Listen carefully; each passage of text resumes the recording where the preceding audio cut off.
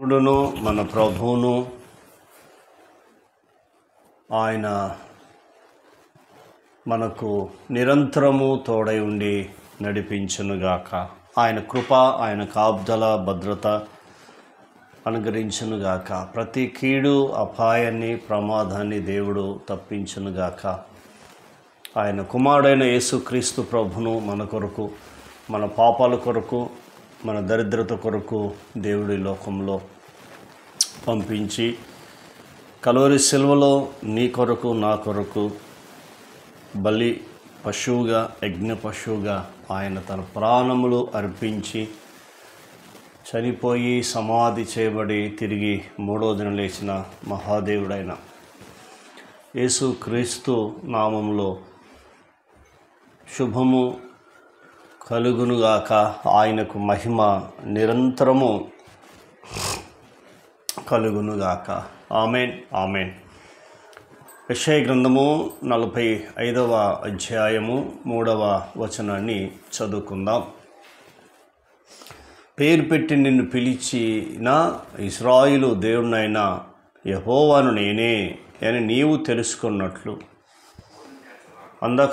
అంధకార స్థలములలో ఉంచబడిన నిధులను, రహస్య స్థలములలోని మరుగైన ధనమును నీకు ఇచ్చేదను అని దేవుడు మాట్లాడుతున్నాడు. ఇక్కడ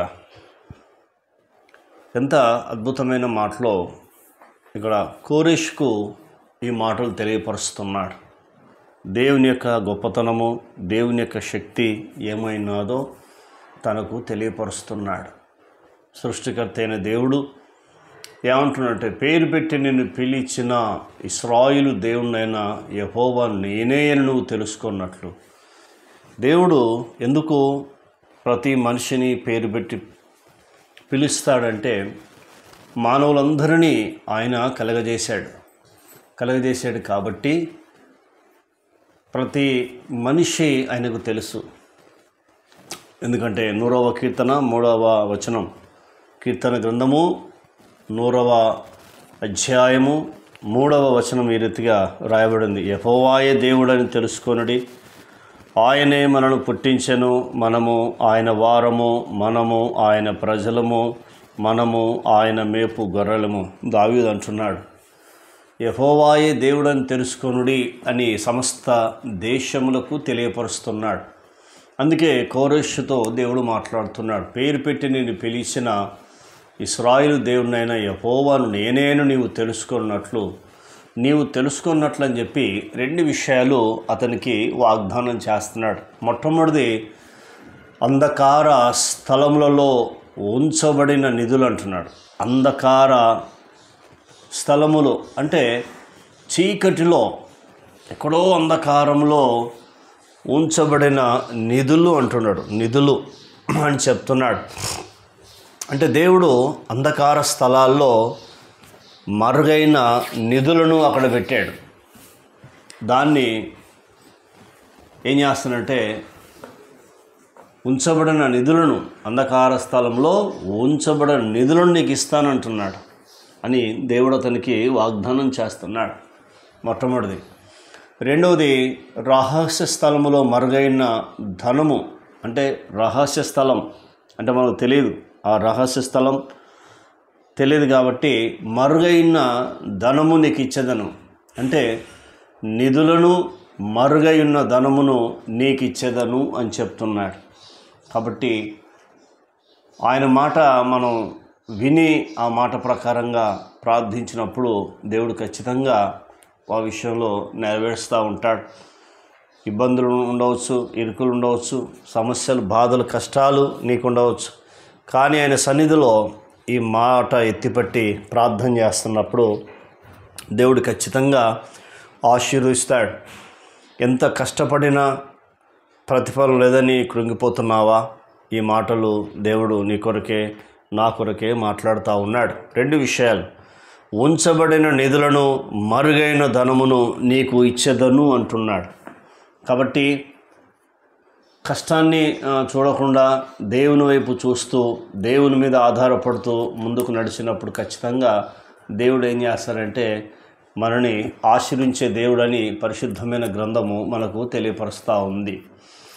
యేసుక్రీస్తు ప్రభువారు మరి అన్ని జనుల నుంచైనా మనని ఎందుకు పిలిచాడు అనేది పేతురు రాస్తూ ఉన్నాడు.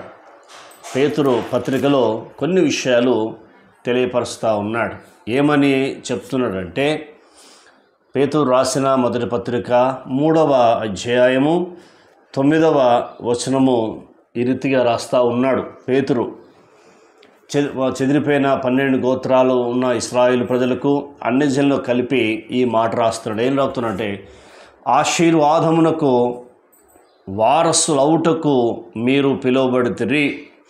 అంటే ఇప్పుడు దేవుడు యేసుక్రీస్తు ప్రభువారు నన్ను ఎందుకు పిలిచాడు అంటే, ఆశీర్వాదమునకు వారసులవుటకు మీరు పిలువబడితిరన్నారు. ఇది మనం ఒకసారి మనం ఆలోచించుకోవాలి. ఏమంటున్నంటే, ఆశీర్వాదమునకు వారసులవుటకు మీరు పిలువబడితిరి అంటున్నాడు. మరి ఆశీర్వాదానికి వారసులవుటకు పిలువబడితిమి అని చెప్పి గనుక అన్నాడు. ఎందుకన్నాడు గనుక? కీడుకు ప్రతి కీడైనను దూషణకు ప్రతి దూషణను చేయక దీవించుడి అంటున్నాడు. అంటే ఎవరైనా కీడు చేసినప్పుడు ప్రతి కీడు చేయొద్దు. ఎవరైనా దూషించినప్పుడు ప్రతి వ్యక్తికి మళ్ళీ దూషించకుండా దీవించమని చెప్తున్నాడు. ఎందుకంటే దేవుడు మనల్ని దీవించాడు. మరి మనం ఇతరులను దీవించాలంటే వాళ్ళు మనకు కీడు చేయొచ్చు, దూషించే మాటలు మాట్లాడవచ్చు, అవమానపరిచే మాటలు, ఏలం చేసే మాటలు మాట్లాడవచ్చు. కానీ ప్రభువారు చెప్తున్న మాట ఏంటంటే, మీరు చేయవలసిందంటే కీడుకు ప్రతి కీడు చేయకూడదు అని మాట్లాడుతూ ఉన్నాడు. కీడుకు ప్రతి కీడు చేయకూడదు.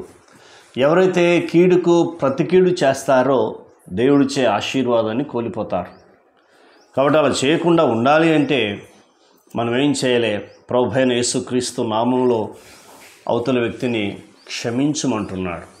కీడుకు ప్రతి కీడైనను దూషణకు ప్రతి దూషణైనను చేయక దీవించుడి అని చెప్తున్నాడు. ఎందుకు అంటే, ఆశీర్వాదానికి వారసురాలుగా ఉండాలి అంటే ఈ 2 పనులు చేయొద్దు అంటున్నాడు.